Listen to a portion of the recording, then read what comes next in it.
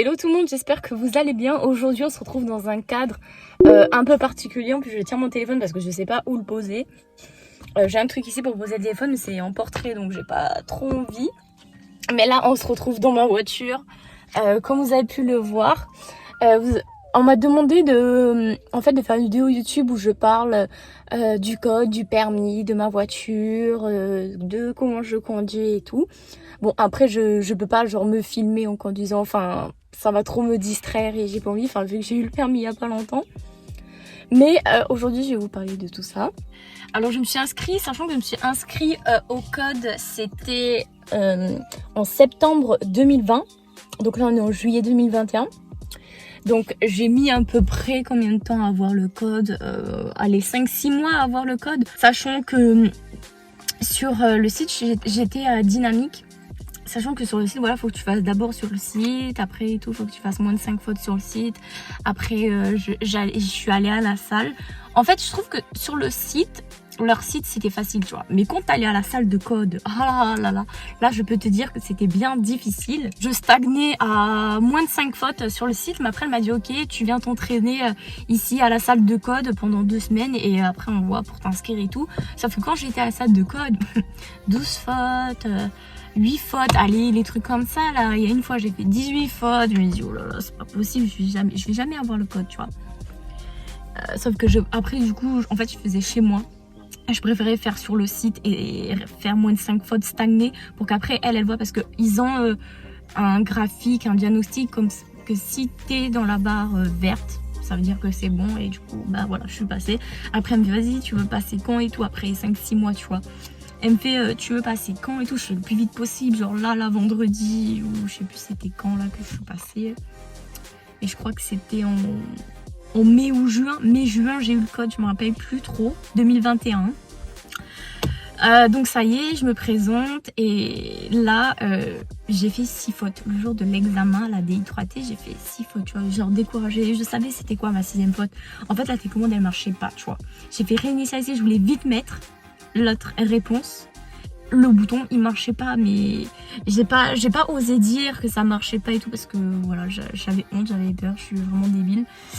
Du coup ben dommage pour moi, j'ai dû voilà repayer les timbres, le timbre.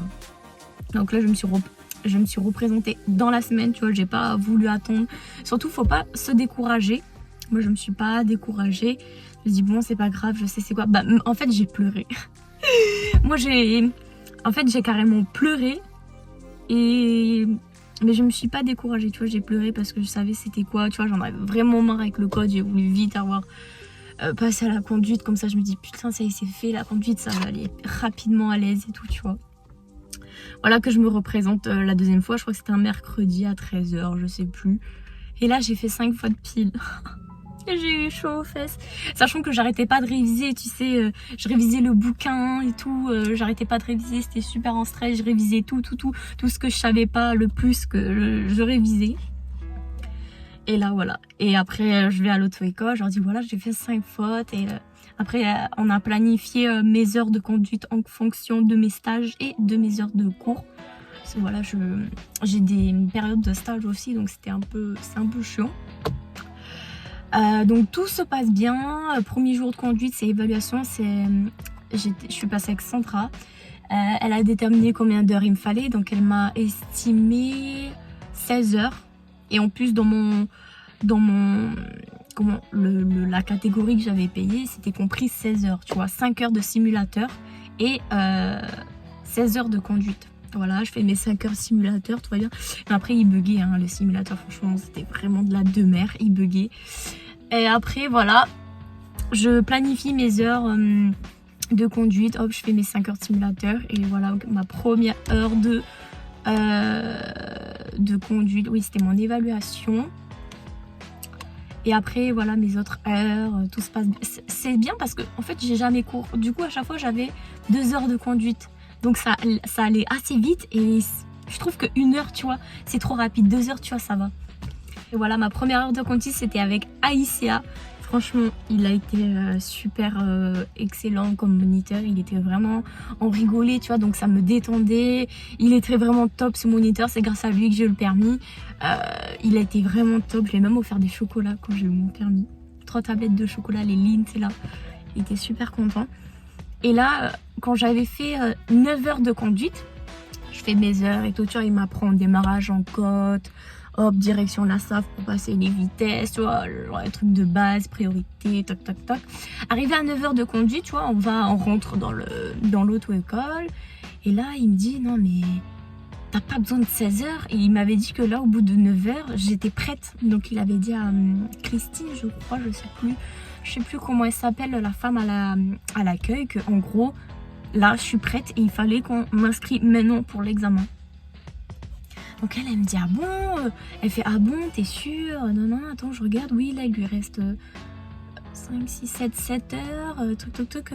Et puis Aïssa, il m'avait dit, oui, mais en fait, la dame, elle avait dit qu'elle n'avait pas de place. Là, c'était full. Il y avait beaucoup trop de monde. Mais Aïssa lui a dit que non, fallait qu'on m'inscrit dès qu'il y avait une place de libre, que quelqu'un se désiste ou quoi. Et elle avait dit qu'elle allait faire une demande supplémentaire, la DI3P, pour moi. Donc déjà, j'étais trop contente. Et voilà que mon examen, c'est mercredi 30 juin. Et là, sachant que, ah oui, au bout de 9 heures, donc il m'avait laissé mardi 29 juin, mes 2 heures de conduite normale, quoi, parce que pourquoi les retirer alors que je passe mercredi, donc ça sert à rien. Donc en tout, j'ai fait 11 heures de conduite au lieu de 16 heures, donc il m'en restait 5. Et là, voilà le jour de mon examen. Je crois que c'est 1 heure.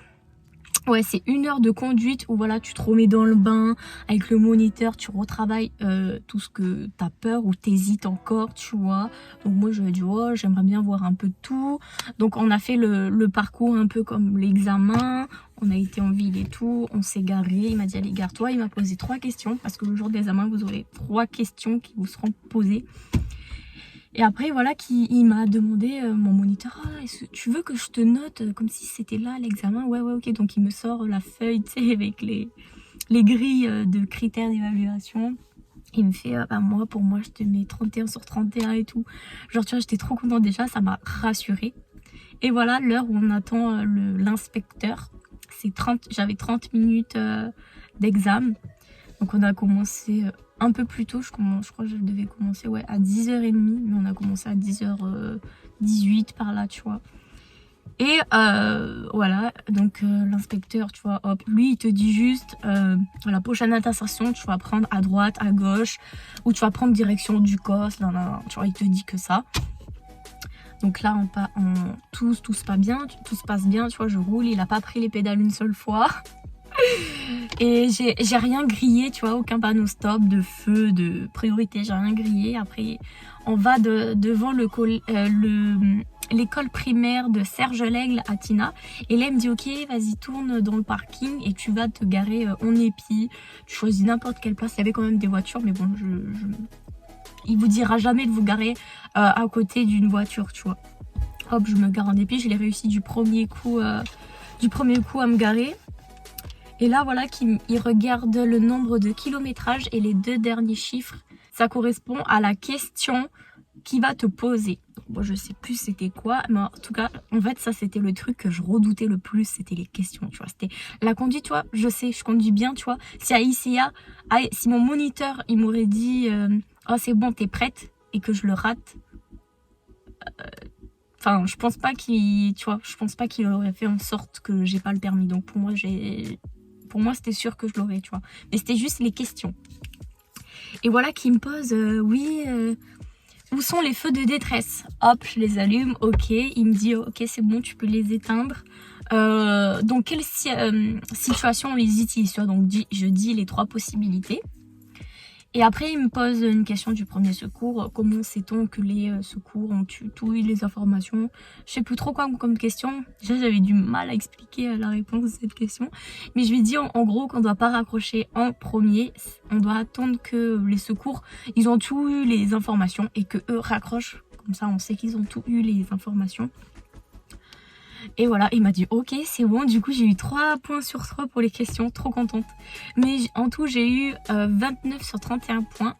Le point que j'ai pas eu, c'était le truc d'environnement, mais ça, il m'a dit que ça viendra avec l'expérience. Et l'autre point, je sais plus, il faudrait que je retrouve mon permis, il est derrière, mais j'ai la flemme. Et voilà, je suis trop contente, sachant que j'avais déjà ma voiture dans le garage. On l'a acheté pas longtemps avant que j'aie le permis. Et voilà, on s'est entraîné avec mon père avec la voiture, avec ma mère et mon père pour que je le prenne la main. Mais là, voilà, ça fait quoi depuis le 31? Ouais, 2 semaines que je conduis, je sais plus. Voilà, je vais en cours avec. Franchement, rien à dire sur cette voiture. Je vais vous la présenter. Je suis désolée, je casse ma plaque d'immatriculation. C'est une Fiat 500. Elle est couleur crème. Donc là, on a mon petit A. Vous voyez cette couleur, mais je crois qu'elle a été repeinte parce que mon père il avait dit qu'il y avait des petits défauts là, on voyait, et il croit qu'elle a été repeinte. Mais franchement très très belle. Ouais, ma voiture elle a 12 ans.